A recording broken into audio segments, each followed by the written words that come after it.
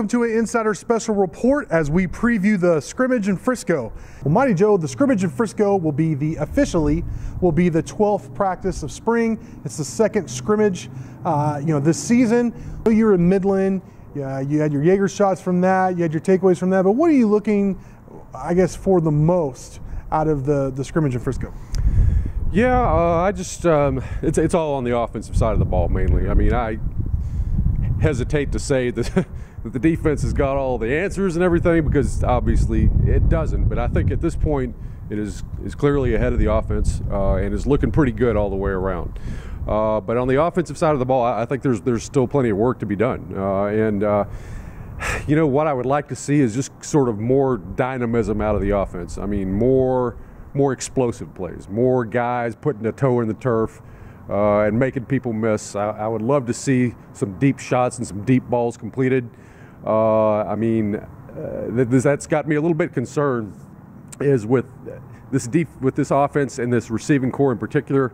I'm not from that scrimmage, I'm not seeing a whole lot of blazing speed. Yeah. A lot of stuff where people are going to be afraid of who Tech has got on the outside in particular. You got some big guys, and you got some guys who can hang on the ball over the middle. There were some guys who took some hard shots and hung onto the ball. Antoine Wesley, in particular, was a good example of that. But man, if we could just really see something downfield and some real dynamism out of that receiving core, that would be great.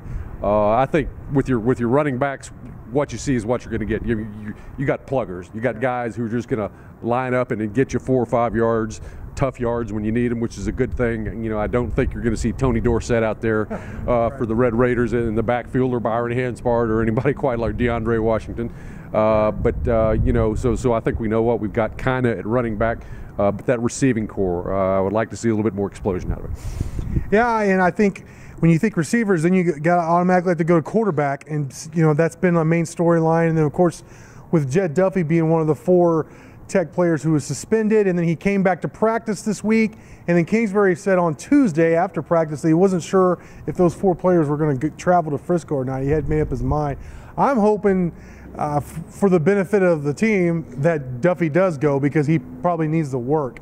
And I know that you came away not all that impressed with how he performed in Midland, but I guess, what do you want to see from the quarterbacks? And let's just assume that Duffy will be there Saturday in Frisco. Well, what do you want to see from them?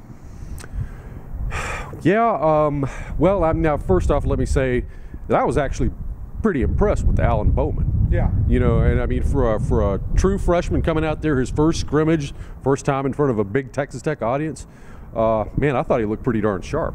It'll be interesting to see what kind of reps he's getting. Is he going to play a little, maybe get a couple of reps with the 1s or the 2s? I mean, he was going with the 3s down in Midland for the most part, against the 3s. Yeah. But he had the 3s too on it, so I mean, right. it's you can't be too hard on him for that. I'm interested to see how they're going to use Bowman, and if he can build on what he did in Midland. As far as Carter and Duffy, with Duffy, it was just kind of a workman-like performance. Yeah. Kind of pedestrian. There was nothing out there for a guy who has all that athletic ability. I didn't see any wow plays.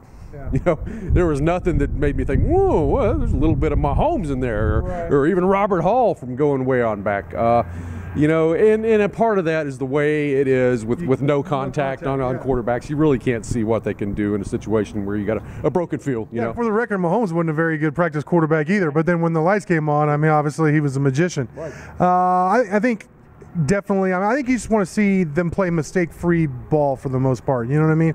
In these scrimmages, you want to see the defense do well and the offense. So it's kind of, you hope for a tie kind of thing, which I guess ultimately it is to a Texas Tech tie. But you hope nobody gets hurt.